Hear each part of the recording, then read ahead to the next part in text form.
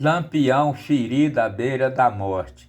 Em março de 1924, Lampião, depois de sepultar sua avó Jacosa, saiu do Poço do Negro com seu bando com destino à Serra Campo Alegre, conhecida também como Serra Catulé, Serra do Coco e Serra Formosa, localizada na divisa do estado de Pernambuco com o estado de Paraíba. Já perto da serra acamparam. O rei do cangaço mandou seu irmão Livino ir na Paraíba disfarçado de fazendeiro fazer compra. Nas compras incluía também armas e munições. Livino era camarada moreno, vistoso, muito falante e especialista em disfarço. Com 7,21 no pé do ouvido das pessoas, a maioria das vezes ele conseguiu o que queria. Dizendo ser filho de um famoso fazendeiro do estado do Maranhão, precisava de armas e muitas munições para combater bandido. Ninguém suspeitava que Livino fosse um cabra de Lampião. O major Teófane Ferraz Torre, que já estava no encalço de Lampião, policial muito inteligente, suspeitou que o rei do cangaço poderia estar acampado em algum lugar ali por perto. Diante da suspeita, o oficial imediatamente enviou solicitação para Vila Bela ou Serra Talhada e também para outras cidades pedindo reforço. E logo a volante dos tenentes Alencar Ibrahim e do sargento Clementino Quelé atendeu o pedido do major. Sucedeu que no dia 23 de março de 1924, enquanto aguardava a volta de Livino, Lampião chamou o cangaceiro Juriti e Moitinha e foi receber outra compra que tinha encomendado a um coiteiro nas proximidades de Lagoa das Vieiras, no lado paraibano, ao leste da Pedra do Reino. E às 10 horas toparam frente a frente com 4 soldados da volante do major Teófane Torre, que por um motivo ou outro havia se desgarrado da tropa. Os 4 policiais, Manuel Amaro de Souza, Manuel Gomes de Sá, Antônio Braz do Nascimento e João Demetrio Soares, meteram bala para cima dos cangaceiros. Na troca de tiros, uma bala acertou a cabeça do cavalo de Lampião. Na hora o animal caiu, prendendo a perna direita do rei do cangaço. O policial Manuel Amaro também foi ferido com um tiro no rosto. Os demais policiais, vendo que o chefe dos bandidos estava com a perna presa sobre o corpo do cavalo e sem condições de se defender, rodearam pelo mato na intenção de matá-lo. Mas o cangaceiro Juriti, esperto, percebeu a jogada dos macacos e mandou que Moitinha ficasse atirando para lhe dar cobertura, enquanto ele socorria Lampião. Moitinha, que era bom na pontaria, feriu 2 soldados gravemente e botou os 3 para correr. Juriti acabou chegando onde o chefe estava sem correr perigo algum. Pegou o animal pelo pescoço e conseguiu virar para o outro lado, desimprensando assim a perna do rei do cangaço. Lampião, além de ficar com a perna presa no cavalo, também foi atingido com uma bala no calcanhar. O chefe supremo, não podendo correr, pois estava ferido, Juriti o arrastou até juntar com os companheiros. Sucedeu que os outros colegas cangaceiros, ao escutar o tiroteio, vieram em socorro, pegaram o Lampião e, com muito cuidado e precauções para não deixar a pista, levaram para um lugar considerado seguro, distante dali 1 légua nos trechos da Serra das Panelas, ao lado de um lugar chamado Barros, do lado de Pernambuco, no município de Vila Bela. Esse esconderijo foi escolhido pelo cangaceiro Cícero Costa de Lacerda, que era daquela região e conhecia muito bem aquele local. O lugar é conhecido por todos como Grota do Caldeirão, porque a dita grota separa a Serra das Panelas da Serra do Caldeirão, como lá tem vários caldeirões de pedra, então seria um coito perfeito, assegurado pelo cangaceiro Cícero, que ali não havia risco de ser descoberto.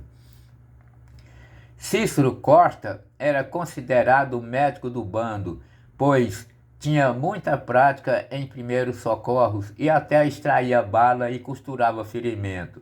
Cícero rasgou a calça de Lampião com uma faca para descobrir o ferimento na perna e fez uma rápida avaliação.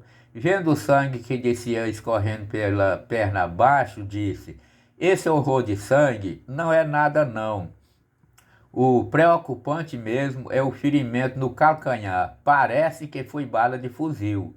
O coito era de fato seguro, porém tinha um problema. Toda a segurança dependia da fidelidade do coiteiro, pois se caso ele abrisse o bico, eles estariam perdidos. E para infelicidade de Lampião, que estava sem condição de lutar, seu acoitador caiu nas mãos dos macacos e, não suportando a pressão da volante, acabou entregando Lampião com o bando. Seu Manuel Cordelo, o coiteiro, residia no Barro e estava encarregado de levar mantimento para os cangaceiros, quando, de repente, foi surpreendido pela força policial. Submetido a forte interrogatório, entre a tortura e a fidelidade, seu Manuel Cordelo, para não morrer, preferiu contar o lugar onde Lampião com seus homens estava escondido. No dia 2 do mês de abril, ao escurecer, os bandoleiros estavam folgados, bem à vontade jogando carta. Lampião recuperava do ferimento, mas ainda dependia de muitos cuidados para cicatrizar a ferida completamente, quando eles foram surpreendidos pela volante no comando do tenente Chico de Oliveira e o sargento Quelé. No tiroteio, os cangaceiros Cícero Costa e Lavandeiro foram feridos gravemente. Antônio Ferreira, irmão de Lampião, também foi ferido, porém sem gravidade. O supremo chefe dos cangaceiros ainda conseguiu correr um pouco, mas depois de uns 50 metros, a ferida, que não estava completamente cicatrizada, abriu, causando forte hemorragia. Diante da triste circunstância, foi obrigado a parar e esconder. Esperto e malicioso, Lampião fugiu para o lado do baixo das panelas, enquanto seus homens correram para o sítio do Caldeirão, do outro lado da grota, gritando e atirando para chamar a atenção. E essa estratégia deu certo, pois os soldados se supuseram que todos os cangaceiros tinham fugido para aquela direção. Antônio Ferreira, Livine e Meia-Noite, coordenava a fuga, sempre atirando para atrair os policiais, para afastar de onde o chefe estava escondido. Mas o sargento Quelé, oficial esperto e experiente, logo percebeu os vestígios de sangue deixados pelos ferimentos de Lampião. Então o seguiu pela trilha, descendo para o baixio das panelas, mas por sorte do rei do cangaço, quando o sargento se aproximava da moita onde ele estava escondido, um soldado chamou para lhe mostrar os cangaceiros feridos. Aí o sargento Quelé desistiu de procurar Lampião e foi com o soldado ao local onde Cícero Costa e Lavandeiro estavam escondidos. O sargento mandou matar os 2 cangaceiros. Após isso feito, o comandante Quelé se desinteressou de seguir a pista de Lampião e saiu com os soldados seguindo na direção dos tiros disparados pela tropa cangaceira. Nessas alturas, a noite já vinha caindo. Então, o sargento Quelé decidiu suspender a busca e se ajuntar com a tropa do tenente Chico de Oliveira. Logo depois, chegou a volante comandada pelo tenente Alencar, seguindo em direção de Barros. No caminho, encontraram com a tropa de Teófilo Torre, Francisco Ebraim e Amadeus Araújo. Os comandantes, felizes com o sucesso da batalha, se abraçaram quase chorando de alegria. Lampião, o rei do cangaço, escondido na moita com a ferida aberta sangrando, precisava sair dali de qualquer jeito, se quisesse sobreviver, pois sabia que no outro dia a força do governo voltaria e retomaria as buscas, e aí ele estaria perdido. Então, pegou uma vereda a meia altura da Serra do Caldeirão e seguiu rumo à direção tomada pelos companheiros. Com muita fome e sede, sem condições de andar direito, a ferida aberta sangrando, o rei do cangaço usou um pau como cajado e andava saltando de um pé só. Passou a noite caminhando nos lugares mais acidentados. Na descida da serra, ele se arrastava escorregando igual uma cobra. Quando clareou o dia, seguiu o rumo da fazenda chamada Gato, mas por ter perdido muito sangue, estava totalmente debilitado, não conseguiu ir muito longe e passou o dia escondido no serrote. A ferida infeccionada queimava igual brasa de fogo e já cheirava mal, começando a ajuntar moscas varejeiras. Como a força policial voltaria para dar continuação das buscas, os cangaceiros precisariam o mais rápido possível vasculhar toda aquela área na tentativa de socorrer o Supremo Chefe. Então, mais uma vez, usaram uma técnica ou estratégica.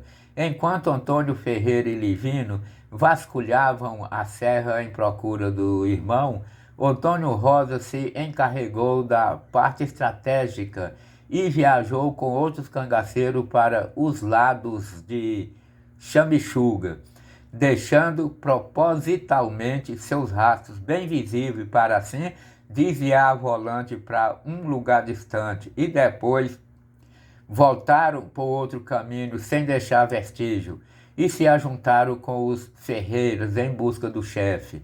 Ao perderem toda a esperança de encontrar Lampião vivo, começaram a observar o céu para ver se viam ajuntamento de urubus, a fim de localizarem o corpo do líder. Sucedeu que no terceiro dia, após o ataque policial, Lampião teve sorte de encontrar um mocinho de 12 anos, chamado Antônio Té, e pediu ajuda, dizendo que estava com muita sede e fome. O garoto foi imediatamente chamar o pai. Seu Zeca Té, pai do rapazinho, trouxe água, rapadura e leite de cabra. O rei do cangaço, depois de se alimentar, sentindo melhor e um pouco mais forte, se identificou e prometeu para seu Zé Té uma boa recompensa. Pediu a ele que fosse procurar seus companheiros.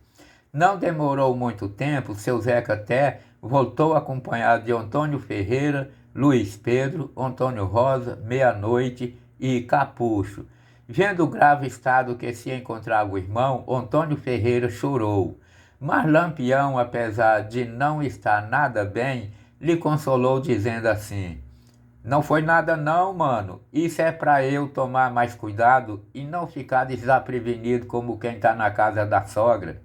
Lampião foi levado para a casa de seu Zeca Té, onde passou por uma limpeza geral. Depois de tomar um bom banho, o ferimento foi desinfetado com creolina e logo em seguida levaram ele para o esconderijo da Serra do Catulé. Lá ficou muitos dias em recuperação, sendo tratado pelo seu João Minés, famoso curadeiro da região.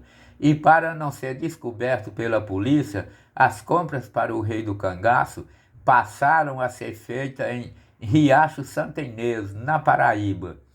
O fazendeiro proprietário da fazenda Santa Rita, chamado Tibúcio Severo, coiteiro de toda a confiança de Lampião, coube a ele a responsabilidade de ir à Vila Bela, atual Serra Talhada, para comprar remédio de farmácia, sem revelar para quem era. Os medicamentos foram comprados na farmácia do seu Diocleciano Epaminonda Maciel, Mas enquanto seu Tibúrcio comprava os remédios, alguém desconfiou e foi depressa contar ao Major Teófanes. Este, no objetivo de descobrir onde Lampião se escondia, jogou verde na tentativa de colher maduro. Perguntou ao coiteiro, Tibúrcio: será que esse remédio não é para o Lampião? Se o senhor me disser onde ele está, eu te dou 10 contos de réis. Seu Tibúrcio, homem inteligente, respondeu dizendo: ah, meu Deus, quem me dera saber onde ele está para eu ganhar esse dinheiro. Seu Tibúrcio, muito esperto e astucioso, arrumou um jeito, livrou do policial, foi embora levando os remédios para Lampião sem correr perigo. O ferimento do calcanhar do rei do cangaço, apesar de ter apresentado boa melhora, ainda inspirava bastante cuidado. Lampião foi levado para a fazenda Abóbora do coronel Marçal Diniz, onde ficou por alguns dias. Depois lhe levaram para a fazenda Saco dos Caçulas, de propriedade do coronel Marculino, em Pato de Princesa. Lá, Lampião foi operado pelo Dr. Severiano Diniz para a recomposição dos ossos do tornozelo. Lampião ficou por 3 meses na fazenda do amigo coronel Marculino, sendo tratado por 2 médicos, Dr. José Luiz Correia de Lamas e o Dr. Moto. O rei do cangaço, com o ferimento no tornozelo, sem condições de sair para a luta, protegido pelo amigo coronel Marculino, mais de 50 cabras, inclusive jagunço do coronel Zé Pereira, ficaram de prontidão dia e noite vigiando para a proteção de Lampião. Um tio de Lampião, de nome Venâncio, e sua irmã, conhecida como Mocínia, que morava em Juazeiro do Norte, souberam que ele tinha sido ferido no pé pela polícia e não estava muito bem. Então Venâncio, o tio, e Dona Mocínia, a irmã, decidiram a ir lhe fazer uma visita. Dona Mocínia, acompanhada do tio para visitar o irmão baleado, tiveram de terem bastante cuidado para não serem seguidos pela polícia. Ao ver o estado do irmão e a vida que levava, Dona Mocinha chorou que suas lágrimas desceram sobre o rosto. Lampião também recebeu visita do amigo coronel Zé Pereira, levando em sua comitiva autoridades, doutores e até mesmo 3 sacerdotes, o padre Flório Diniz, vigário prefeito de Princesa, o padre Eliseu Diniz, vigário de Triunfo, e o padre Zé Leal, prefeito de Triunfo. Mas o rei do cangaço, apesar de ser protegido por tantas pessoas importantes, ele sabia do risco que corria. Não podia ficar muito tempo em um só lugar. Então, assim que se sentiu melhor, passou a se alternar sua permanência, ora na Serra do Pau Ferrado, ora no Saco dos Caçula, ora na Fazenda Abóbora, até que se recuperou totalmente.